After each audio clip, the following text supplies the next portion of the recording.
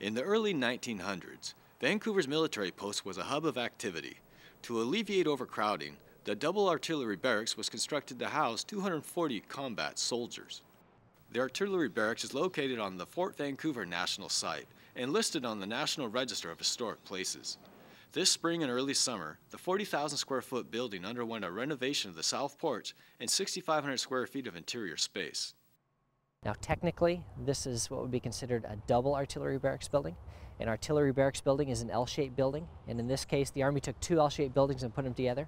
The use is for event purposes, for meeting space, weddings, activities, as well as there's a very nice boardroom with about a 30-person occupancy around a nice board table for business meetings. This innovative project preserved the character of the century-old treasure while adding modern amenities. Featuring large open spaces, the renovated areas include a banquet room, a meeting room, and a boardroom, as well as a catering kitchen. To provide full access for the community, an ADA ramp was installed. Many architectural details were preserved.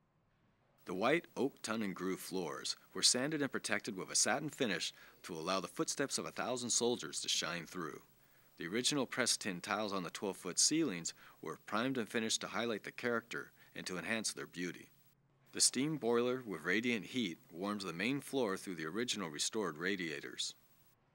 The Fort Vancouver Historic Site is really the birthplace of the Pacific Northwest, and here we have a variety of different buildings that represent a variety of different times, one being the military history here on the site.